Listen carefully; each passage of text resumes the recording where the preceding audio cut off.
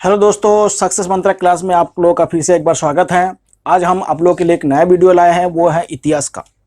इतिहास में देखिएगा, भारत में सामाजिक धार्मिक सुधार आंदोलन, इसको भारत में पुनर्जागरण भी कहा जाता है। इसको क्या कहता है? भारत में पुनर्जागरण।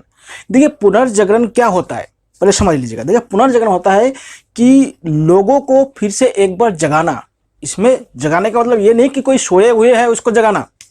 इसमें सोए हुए लोगों को जगाना नहीं होता है। इसमें जगाना यह है कि हमारे पुराने जो शास्त्र है, शास्त्र मतलब जो ग्रंथ है, उनमें जो अच्छे अच्छे बातें हैं वो धीरे धीरे क्या मध्यकाल में क्या है, हम लोग कुछ अच्छे बातों को भूल गए थे। तो अब जो लोग हैं जो इन जो अच्छे बातों को जो भूल गए थे, उन बातों को फिर से लोगों को क्या है, उन बातों से अवगत कराना। तो जो हमारे प्राचीन ग्रंथों में जो अच्छे अच्छे बातें थे, यानी जो हमारे समाज सुधार या धार्मिक सुधार के लिए जो बातें थे, उन बातों को लोगों के जहन में या उनके दिमाग में फिर से पुनर्स्थापित करने के लिए जो आंदोलन चलाया गया था, उसी को पुनर्जागरण कहते हैं और उसी को सामाजिक धार्मिक सुधार आंदोलन भी कहा जाता है। ये वीडियो बहुत ही इंपॉर्टेंट है। आपसे अनुरोध है कि इस वीडियो को सब्सक्राइब कर दीजिएगा और क्या होता है, चैनल को सब्सक्राइब कीजिएगा और वीडियो को देखिएगा और लाइक भी करिएगा, क्योंकि ऐसा कोई एग्जाम नहीं होता है कि इनसे नहीं पूछे जाते सवाल। ठीक है, तो हम इसके बारे में ध्यान दीजिएगा। देखिए, पहले बात आता है कि यह भारत में सामाजिक धार्मिक सुधार आंदोलन की आवश्यकता क्यों हुई। देखिए, समझ लीजिएगा, भारत में जब ब्रिटिश यानी ईस्ट इंडिया कंपनी का शासन शुरू हुआ भारत में, तब ईस्ट इंडिया कंपनी के बाद भारत में देखिएगा एक पश्चिमी शिक्षा आया। कौन सी शिक्षा आया? पश्चिमी शिक्षा, जिसको आप कहते हैं वेस्टर्न एजुकेशन। देखिए, पश्चिमी शिक्षा आए और पश्चिमी, देखिए भारत का पहला राजधानी कहां था? कलकत्ता यानी कोलकाता। भारत का पहला राजधानी कहां था? कोलकाता या कलकत्ता। और इस वीडियो में हम जितने भी समाज या धार्मिक सुधार आंदोलनकारियों के बारे में बात करें, ये सब बंगाल के हैं। कहां के हैं? बंगाल के हैं।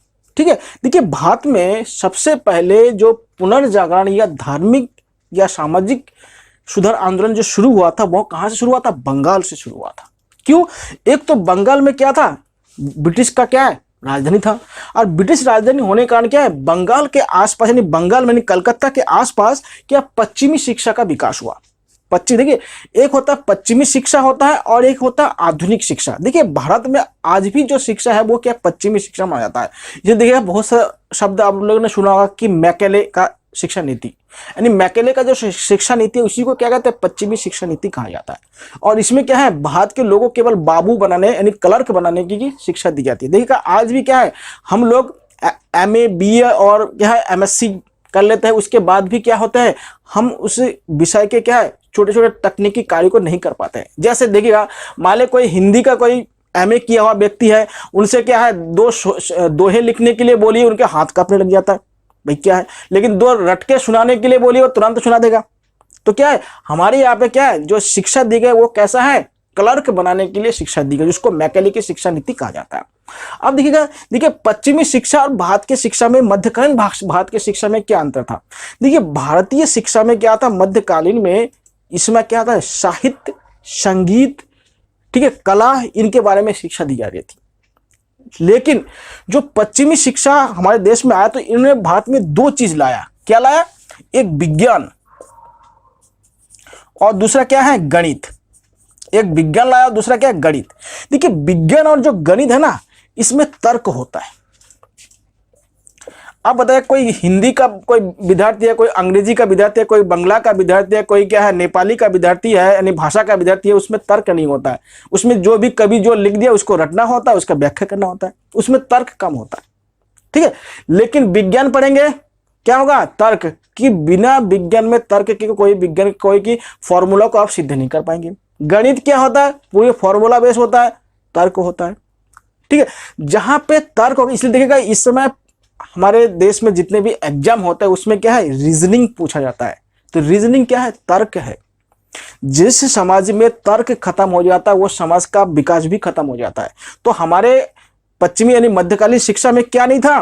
तर्क नहीं था, इन तर्क की कमी था। जब तर्क नहीं होगा तो हमारे शिक्षा का क्या हो जाएगा? शिक्षा में अवनति आना शुरू हो जाएगा। तो ब्रिटिश ने क्या लाया? पश्चिमी शिक्षा, और पश्चिमी शिक्षा में क्या था? विज्ञान और गणित। और विज्ञान और गणित को सबसे पहले कलकत्ता या जो बंगाल के जो मध्यम वर्ग के, शहरी मध्यम वर्ग, कौन के शहर मध्यम वर्ग? शहरी मध्यम वर्ग। शहरी मिडिल क्लास जिसे कह सकते हैं, मध्यम वर्ग। तो शहरी मध्यम वर्ग ने सबसे पहले इस पश्चिमी शिक्षा को ग्रहण किया। इस पश्चिमी शिक्षा को सबसे पहले ग्रहण किसने किया? शहरी मध्यम वर्ग ने। अब जब शहरी मध्यम वर्ग ने जब इस शिक्षा को ग्रहण किया तो वो हर बात को तर्क से समझना चाह रहा था। हर बात को किससे समझना चाह रहा था? तर्क से। तो देखा कि उस समय हमारे देश में बहुत सारे क्या है, आडंबर, कुरीतियां या गलत प्रथा यानी कुप्रथाएं प्रचलित था। जैसे सती प्रथा हुआ, बाल हत्या हुआ, बलि प्रथा हुआ, ठीक है, उसके बाद बाल विवाह हुआ। तो इन लोगों ने बोला कि ये जो समाज में जो चल रहा है, क्या वास्तव में हमारे जो प्राचीन ग्रंथों में इसका अनुमति है कि नहीं है। तो इसके लिए उन्होंने प्राचीन ग्रंथों का पढ़ना शुरू कर दिया। और प्राचीन ग्रंथों का अध्ययन जब इन्होंने किया तो देखा कि ऋग्वेद या उपनिषदों में यानी वैदिक ग्रंथों में ऐसे कुछ नहीं बताया गया था कि बलि करो, बाल विवाह करो या सती प्रथा करो या विधवाओं को पुनर्विवाह करने के मना है। आप लोगों को मालूम होगा, देखिए ऋग्वेद में पुनर्विवाह के बारे में उल्लेख मिलता है। आपने ऋग्वेद में पढ़ा होगा, एक नियोग प्रथा था। कौन सा प्रथा था? नियोग प्रथा। नियोग प्रथा के अंतर्गत अगर किसी स्त्री का, पति का देहांत हो जाता था तो क्या होता, वो अपने कुल या देवर से क्या है, शादी कर सकता, नहीं विवाह कर सकती थी। इसलिए देखिएगा, आप लोग अगर जैसे हिंदी वाले होगा तत्सम तद्भव में पढ़ते होंगे तो क्या है, तत्सम में देवर को द्विवर कहा जाता है, यानी दूसरा वर। ठीक, क्यों? क्योंकि उससे शादी होता था। उसके बाद देखिए ऋग्वेद में कहीं पर भी बाल विवाह का उल्लेख नहीं है, कहीं पर भी सती प्रथा का उल्लेख नहीं है। तो बताइए, जब हमारे वेदों में या वैदिक ग्रंथों में इन चीजों का उल्लेख नहीं है लेकिन वर्तमान में क्यों हो रहा है? तो ये तर्क के आधार पर क्या है, उसको कटौती या उसमें चुनौती देना शुरू कर दिया। समाज में जो पुरातन व्यवस्था था उसको चुनौती देना शुरू कर दिया। क्या? तर्क के आधार पर कि हमारे जो प्राचीन ग्रंथ है, प्राचीन ग्रंथ में कौन कौन सा है, कि हमारे जो प्राचीन ग्रंथ है, प्राचीन ग्रंथ में देखिए कौन कौन सा है, वैदिक ग्रंथ। वैदिक ग्रंथ यानी वैदिक ग्रंथ में कौन कौन सा आएगा? वेद, चारों वेद आएंगे, ब्राह्मण ग्रंथ आएंगे, आरण्यक आएंगे, उपनिषद आएंगे। तो इन ग्रंथों में इन चीजों का तो उल्लेख है ही नहीं। तब उन्होंने बोला कि जब इन चीजों का उल्लेख है नहीं तो समाज में ऐसे कुरीति या कुप्रथा प्रचलन में क्यों है? ठीक है, जब कुप्रथा या कुरीति प्रचलन में की है तो इन मध्यम वर्ग के जो लोग हैं, शहरी मध्यम वर्ग के लोग हैं, इन्होंने क्या है, इन कुप्रथाओं का विरोध करना शुरू कर दिया। यानी सती प्रथा का विरोध करना शुरू कर दिया, बलि प्रथा का विरोध करना शुरू कर दिया, बाल विवाह का विरोध करना शुरू कर दिया, विधवा पुनर्विवाह के समर्थन में आवाज आने लगे। ठीक है, उसके बाद बालिका शिक्षा के बारे में इन लोगों ने आवाज किया। और इस आवाज को पहली बार बुलंद करने वाला जो व्यक्ति था उनका नाम है राजा राममोहन राय। राजा राममोहन राय क्या है, यही पश्चिमी शिक्षा के आधार पर, तर्क के आधार पर प्राचीन जो हमारे ग्रंथ है उनको आधार बना के जो मध्यकालीन युग में जो प्रथा प्रचलित हो गया था उस प्रथाओं का क्या विरोध करना शुरू कर दिया। इसलिए राजा राममोहन राय क्या है, इस धार्मिक सुधार आंदोलन का पहला व्यक्ति माना जाता है। क्या मानता है? धार्मिक सुधार आंदोलन का पहला व्यक्ति माना जाता है। इसीलिए राजा राममोहन राय को आधुनिक भारत का पितामह या जनक कहा जाता है। ध्यान दीजिएगा, बहुत इंपॉर्टेंट, इस क्वेश्चन को बहुत बार पूछा गया है। राजा राममोहन राय को क्या कहा गया है? आधुनिक भारत का पितामह। क्यों कहा गया है? क्योंकि इन्होंने पहली बार जो मध्य युगीन जो प्रथाएं, कुप्रथाएं था, जैसे सती प्रथा, बाल विवाह, महिलाओं को शिक्षा से वंचित करना, इनका विरोध सबसे पहले इन्होंने किया। इसीलिए इनको क्या कहा जाता है? आधुनिक भारत का पितामह। और इन्होंने बोला कि अब भारत के लोगों को भी पश्चिमी शिक्षा को अपनाना चाहिए। और पश्चिमी शिक्षा में क्या है? गणित है, दूसरा है विज्ञान है, और इससे रोजगार भी मिलेगा और क्या, लोगों में तर्क आएगा। देखिए, इसलिए इस समय के सारे एग्जाम में क्या, रीजनिंग पूछ जाते हैं। ठीक है, दूसरी बात है कि भारत में जो आधुनिक शिक्षा है इनका जनक भी कौन है? राजा राममोहन राय। क्यों है? देखिए, सबसे पहले राजा राममोहन राय ने कलकत्ता में हिंदू कॉलेज की स्थापना की थी। कौन सी कॉलेज की स्थापना की थी? हिंदू कॉलेज। बहुत इंपॉर्टेंट है, ध्यान रखिएगा। राजा राममोहन राय ने सबसे पहले हिंदू कॉलेज की स्थापना की थी। कहां? कलकत्ता में। और उन्होंने बताया था कि जो शिक्षा होगा वो क्या होता है, अंग्रेजी भाषा में होना चाहिए और कैसे से पश्चिमी शिक्षा होना चाहिए। कैसे? वेस्टर्न शिक्षा होना चाहिए, पश्चिमी शिक्षा होना चाहिए। पश्चिमी शिक्षा यानी पश्चिमी शिक्षा होगा तो बच्चों के अंदर क्या होगा? तर्क डेवलप होगा। तर्क मतलब रीजनिंग डेवलप होगा, और रीजनिंग होंगे तो बच्चे क्या होगा, इन कुप्रथाओं से अलग हटेंगे। तो पहला कॉलेज किसने स्थापना का कलकत्ता में? हिंदू कॉलेज, राजा राममोहन राय। और इन्होंने जो बालिका शिक्षा पर भी क्या है बोला कि बालिकाओं को भी शिक्षा का अधिकार देना चाहिए। आप लोगों को मालूम होगा, देखिए ऋग्वेद के बहुत सारे जो ऋचा यानी श्लोक है उनको रचने वाले बहुत से महिलाएं भी शामिल थी। जब ऋग्वेद को रचने वाले महिला हो सकती है तो आधुनिक यानी जो इस समय नहीं उस समय का जो 19वीं सदी था उस समय महिलाओं को शिक्षा से क्यों वंचित किया जाए? तो ये क्या था? राजा राममोहन राय के तर्क थे और इस तर्क के सामने क्या है समाज धीरे धीरे नतमस्तक होने लगे थे। तो सबसे पहले हिंदू कॉलेज की स्थापना किसने किया? राजा राममोहन राय ने किया। कहां पे? कलकत्ता में किया। इसलिए इनको आधुनिक शिक्षा का जनक भी कहा जाता है। तीसरी बात, पत्रकारिता का जनक। देखिए राजा राममोहन राय ने भारत में पहली बार पत्र पत्रिकाओं के बारे में काम किया। देखिए इन्होंने एक बांग्ला भाषा में संवाद कुमुदी, किस भाषा में? बांग्ला भाषा में, और एक उर्दू भाषा में शुरू किया यानी फारसी भाषा में शुरू किया था, उसका नाम मिरातुल अखबार। ये किस भाषा में शुरू किया था? यह फारसी भाषा में शुरू किया था। तो भारत में पत्रकारिता का जनक किसे माना जाता है? राजा राममोहन राय को माना जाता है। आधुनिक भारत में पत्रकारिता का जनक किसे माना जाता है? राजा राममोहन राय को माना जाता है। उन्होंने बांग्ला भाषा में कौन सी पत्रिका शुरू किया था? संवाद कुमुदी। और फारसी भाषा में कौन सी पत्रिका शुरू किया था? मिरातुल अखबार। मिरातुल अखबार को शुरू किया था। इसलिए भारत में आधुनिक भारत में इनको पत्रकारिता का जनक कहा जाता है।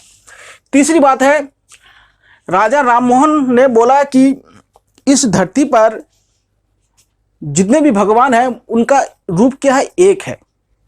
इस पूरे ब्रह्मांड में या पूरे दुनिया में या पूरे कायनात में जितने भी भगवान हैं उनका रूप क्या है? उनका क्या है? एकाकार है, यानी उसका रूप कैसे? एक है। तो उन्होंने एकेश्वर ईश्वर पर बल दिया। कैसे ईश्वर पर बल दिया? एकेश्वर ईश्वर बल दिया, यानी ईश्वर एक है। देखिएगा आप किसी भी धर्म में लिखिएगा, देखिए हिंदू धर्म में भी ले लीजिएगा, देखिएगा हिंदू धर्म में देखिएगा चाहे त्रिदेव की कल्पना देखिए, त्रिदेव को बाद में देखिएगा एक ही देवता माना जाता है, उनका आदि पुरुष माना जाता है। तो इसी प्रकार से देखिए मुस्लिम धर्म में भी सभी धर्म में एक ही व्यक्ति को माना जाता है, चाहे ईसाई धर्म हो। तो बोलते हैं कि सभी धर्म में क्या एक ईश्वर की पूजा यानी उपासना की बात की गई। अब और बता देखिए हमारे उपनिषद में बताया गया कि आत्मा और परमात्मा होते हैं, यानी हर जीव में क्या होता है? आत्मा होते हैं। और जब ये आत्मा का देहन आत्मा नहीं जब जीवों का देहांत होता है तो ये जो आत्मा है ये किसमें शामिल हो जाता है? परमात्मा में। जीव में क्या होता है? आत्मा। जीव में क्या होता है? आत्मा। और जीव का जब देहांत हो जाता है तो ये आत्मा कहां पे पहुंच जाता है? परमात्मा। ठीक है, तो ये परमात्मा में पहुंच जाता है। तो राजा राममोहन राय ने बोला कि जब सभी प्राणियों के अंदर आत्मा है और उनका देहांत के बाद इस परमात्मा में विलीन हो जाता है, तभी क्या था समाज में ऊंच नीच भेदभाव कैसा हो सकता है। तो सबसे पहले समाज में भेदभाव का विरोध या ऊंच नीच का विरोध या छुआछूत का विरोध सबसे पहले किसने किया? राजा राममोहन राय ने। और उसके लिए क्या बनाया? आत्मीय समाज। उसके लिए क्या बनाया? आत्मीय समाज। तीसरा उन्होंने एक ब्रह्म समाज बनाया था। कौन सा समाज बनाया था? ब्रह्म समाज।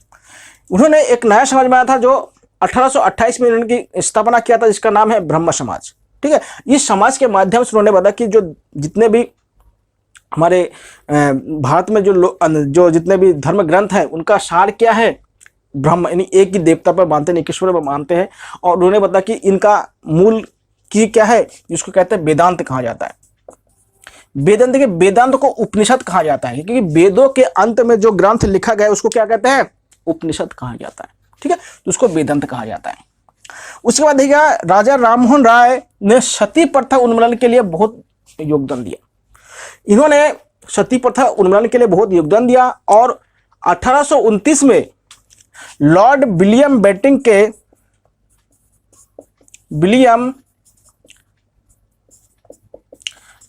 के सहयोग से सती प्रथा उन्मूलन कानून पास करवाने में सफल रहा। कब? 1829 में। 1829 में यह बंगाल में लागू हो गया सती प्रथा उन्मूलन कानून, और 1830 में यह पूरे भारत में लागू कर दिया गया। यानी 30 के बाद क्या है, भारत में सती प्रथा करना कानूनी अपराध माना गया है। ठीक है, ये कानूनी अपराध इसको माना गया था। अगली बात देखेगा कि राजा राममोहन राय को राजा का उपाधि क्यों दिया गया था। एक बात बहुत इंपॉर्टेंट, देखिए राजा राममोहन राय जी को राजा की उपाधि इसलिए दिया गया था क्योंकि 1930 में जो मुगल बादशाह थे अकबर द्वितीय, उन्होंने इनको राजदूत के रूप में इंग्लैंड भेजा गया था, जो मुगल बादशाह के पेंशन वृद्धि के लिए भेजा गया था। ठीक है, इसलिए उनको राजा की उपाधि देकर कहां भेजा गया था, लंदन भेजा गया था। इसलिए क्या उनके नाम के साथ राजा उपाधि जुड़ गया। तो अगर आपसे पूछा कि राजा की उपाधि किसने दिया था, तो अकबर द्वितीय ने दिया था। किसने दिया था, अकबर द्वितीय ने। कौन है, ये मुगल बादशाह। अकबर द्वितीय कौन है, ये मुगल बादशाह। दूसरी बात है कि राजा राममोहन पहला आधुनिक भारत का पहला व्यक्ति है जो जल मार्ग से लंदन गए थे। जो क्या है, जल मार्ग से लंदन गए। ठीक है, मध्यकालीन भारत में हिंदू धर्म में प्रचलन था कि जो भी हिंदू जल मार्ग से किसी दूसरे देश में जाते तो उनको क्या धर्म भ्रष्ट माना जाता था। लेकिन राजा राममोहन राय इस कुप्रथा को तोड़ने के लिए जल मार्ग से कहां गए थे, लंदन गए थे। और लंदन में ही 1833 ईस्वी में उनका देहांत हो गया और लंदन में ही क्या उनका समाधि है। तो राजा राममोहन राय का देहांत कब हुआ था, 1833 में। कहां पे, लंदन में। और जल मार्ग से लंदन जाने वाला पहला व्यक्ति कौन थे, राजा राममोहन राय। ये है आपके राजा राममोहन राय के बारे में इंपोर्टेंट। और इन्हें क्या है, आधुनिक भारत का पितामह कहा जाता है। बहुत इंपॉर्टेंट है राजा राममोहन राय के बारे में। अब हम चर्चा करेंगे अगला समाज सुधारक के बारे में। उनका नाम है ईश्वर चंद्र विद्यासागर। देखिए ईश्वर चंद्र विद्यासागर के बारे में पहले जान लेते हैं। देखिए ईश्वर चंद्र विद्यासागर पहला व्यक्ति है जो आधुनिक बांग्ला भाषा का जनक इनको कहा जाता है। यानी आज जो वर्तमान में जो बांग्ला लिपि है, जो भाषा है, उसका विकास का श्रेय किसको दिया जाता है, ईश्वर चंद्र विद्यासागर को दिया जाता है। दूसरी बात है, भारत में बालिका शिक्षा पर सबसे ज्यादा बल सबसे पहले किसने दिया था, राजा ईश्वर चंद्र विद्यासागर ने दिया था। ईश्वर चंद्र विद्यासागर ने अपने खुद के पैसे से बंगाल में 35 बालिका विद्यालय की स्थापना की। कितना, 35 बालिका स्थापना। यानी भारत में पहली बार, यानी 19वीं सदी में बालिकाओं के शिक्षा पर सबसे ज्यादा कार्य किसने किया था, ईश्वर चंद्र विद्यासागर ने किया था। ठीक है, और उनका सबसे बहुत ही इंपॉर्टेंट जो कार्य है वो है विधवा पुनर्विवाह अधिनियम पास करवाने में। विधवा पुनर्विवाह अधिनियम पास कब हुआ था, 1856 में। देखिएगा विधवा पुनर्विवाह अधिनियम पास करना क्यों जरूरी था।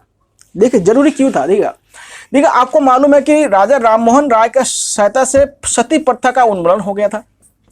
किसका उन्मूलन हुआ था, सती प्रथा का। अब देखिए सती प्रथा का उन्मूलन होने से क्या हुआ कि देखिए सती प्रथा में क्या होता था कि कम उम्र के जो लड़कियों की शादी होती है, उनका अगर पति का देहांत होता है तो उनको भी क्या चिता में जलाना, उनका जला दिया जाता था।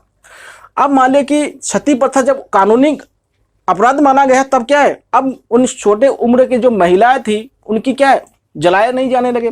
अब जब जलाए नहीं लगे तो उनको क्या है, विधवाओं की तरह इस्तेमाल होने लगे।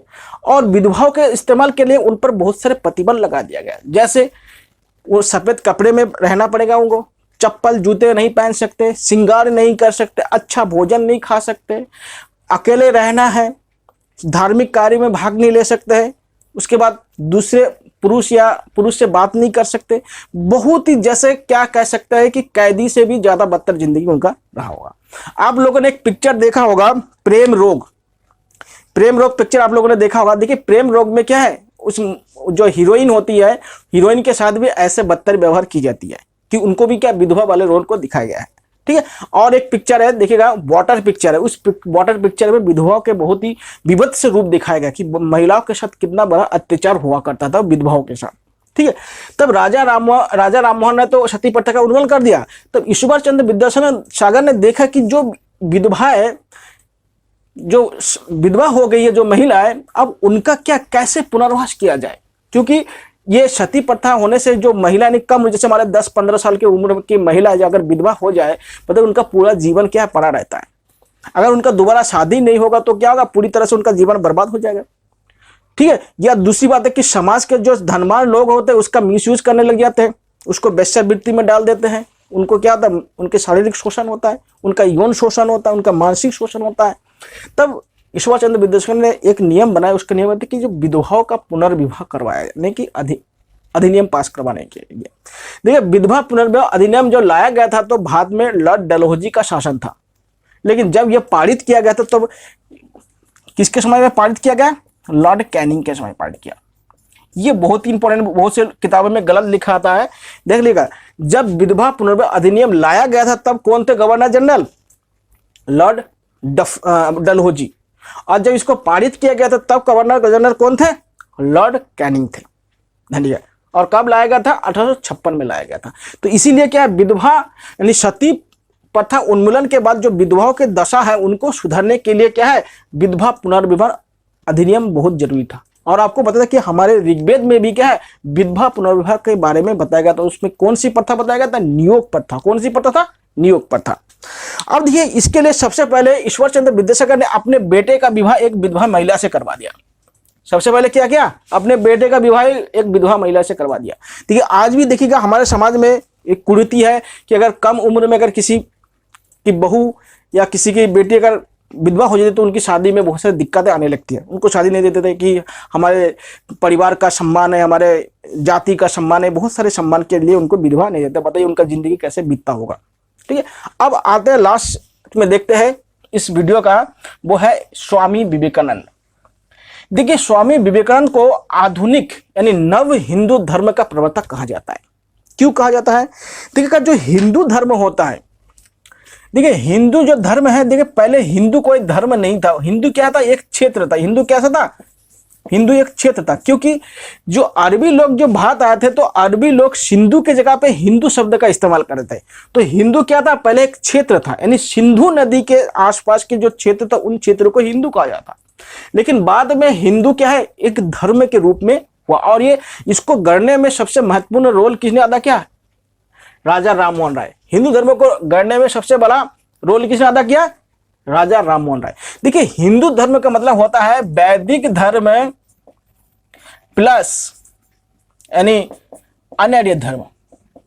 यानी वैदिक धर्म मतलब जो वैदिक काल में जो धर्म था वही था, और अनार्य था जो वैदिक धर्म से इतर जो धर्म है उसको अनार्य धर्म कहा जाता है। तो इन दोनों धर्म का मेल को ही क्या कहते हैं? हिंदू धर्म कहते हैं।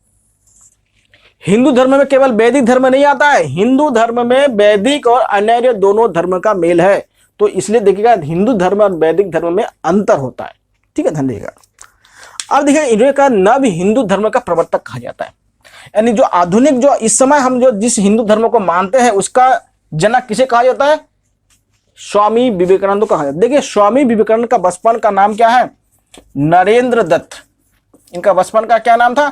नरेंद्र दत्त।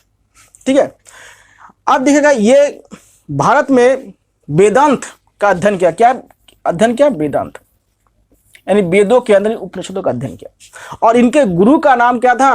रामकृष्ण परमहंस। रामकृष्ण परमहंस, यानी स्वामी विवेकानंद के गुरु के का नाम है रामकृष्ण परमहंस, जो कलकत्ता के काली मठ के क्या थे? काली की पूजा, काली माता के पुजारी थे। यानी काली मंदिर में क्या थे? पुजारी थे। ठीक है, तो ये रामकृष्ण परमहंस। अब देखिएगा जब दुनिया में पहला विश्व धर्म सभा का आयोजन किया गया था, प्रथम विश्व धर्म सम्मेलन कब हुआ था? 1893। कहां हुआ था? शिकागो। तो शिकागो में भारत की तरफ से स्वामी विवेकानंद को भेजा गया था। कब? प्रथम विश्व धर्म सम्मेलन 1893। कहां पे हुआ था? शिकागो में।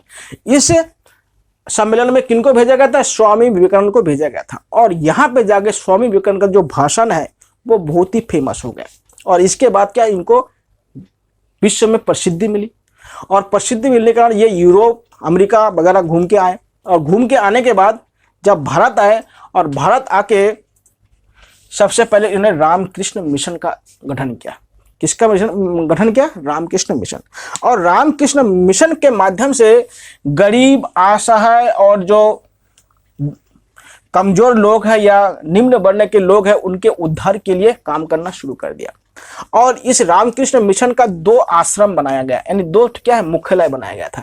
एक बेलूर मठ जो पश्चिम बंगाल में है। कहां पे है? पश्चिम बंगाल में। और दूसरा है मायावती आश्रम।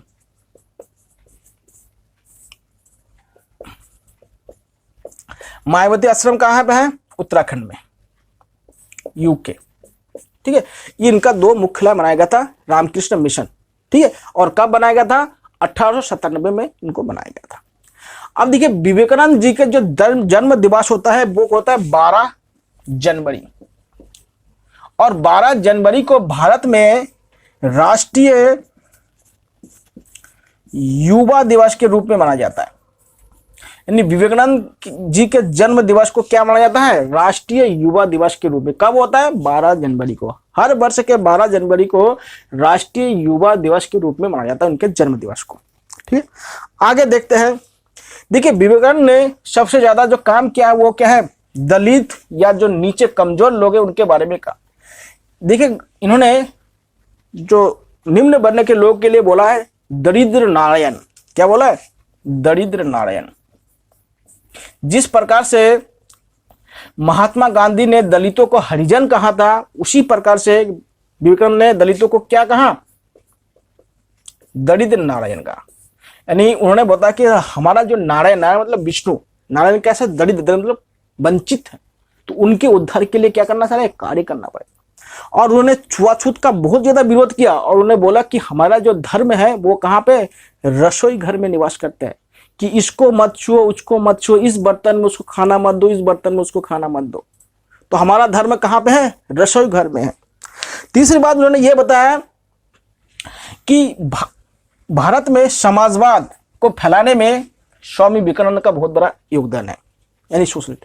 उन्होंने एक पुस्तक भी लिखा था, मैं समाजवादी क्यों, यानी समाजवादी करके एक पुस्तक भी लिखा था। ठीक है, और स्वामी विवेकानंद ने एक बात बोला है कि 10 घंटा धार्मिक ग्रंथ पढ़ने से के अलावा आप 10 घंटे का धार्मिक ग्रंथ पढ़ते हैं, उससे अलावा आप 1 घंटा फुटबॉल खेलिए। क्यों खेलिए? क्योंकि धार्मिक ग्रंथ से क्या होगा? आपको केवल मानसिक संतुष्टि मिलेगा, लेकिन 1 घंटा अगर फुटबॉल खेलेंगे तो आपको मानसिक संतुलन मिलेगा। ठीक है, उसके बाद आपका शारीरिक संतुलन मिलेगा। ठीक है, उसके बाद आप इससे क्या होता है? आपका बौद्धिक संपदा भी बढ़ेगा। तो उसने, और उससे शरीर भी क्या रहेगा? फिट रहेगा, मन तुस्त रहेगा, चुस्त रहेगा। तो उन्होंने बोला, इसलिए देखिए बंगाल में क्या है? फुटबॉल का बहुत ज्यादा प्रचलन है। क्यों? ये स्वामी विवेकानंद का ही देन है, उसमें फुटबॉल का ज्यादा महत्व होना है। क्योंकि फुटबॉल में आप लोग जानते हैं कि जब तक खिलाड़ी मैदान में होता तब तक क्या होता है? दौड़ भाग करते रहते हैं। अब दौड़ भाग करते रहेंगे तो क्या होगा? शारीरिक और मानसिक रूप से क्या होगा? वर्किंग होगा। और किताब पढ़ेंगे तो केवल क्या होगा? मानसिक वर्क होगा। और फुटबॉल खेलेंगे, शारीरिक और मानसिक दोनों वर्क होगा। ठीक है, इसलिए देखा। और इन्होंने एक बुक लिखा था, उसका नाम है भक्ति योग। ठीक है, भक्ति योग, ज्ञान योग और राजयोग करके एक पुस्तक और लिखे थे इन्होंने। ठीक है, तो ये है स्वामी विवेकानंद के बारे में। ठीक है, तो आज के वीडियो में हम यहीं तक ही बात करते हैं। और इसके बाद देखिएगा, इन सारे जो पॉइंट है इनको एकदम तोते की तरह रट डालिए, जिससे क्या आगे क्या होता है आपके एग्जाम के लिए बहुत ही उपयोगी होगा। ठीक है, केवल क्या है, पढ़िए मत, उसको दिमाग में रखने का भी प्रयत्न कीजिए। क्योंकि अगर आपको रटने में दिक्कत होता तो क्या होता है, इसको बार बार कम से 4-5 बार रिवीजन कर लीजिएगा, जिससे क्या होता है आपके दिमाग में ये फिट हो जाएगा। Okay, thank you.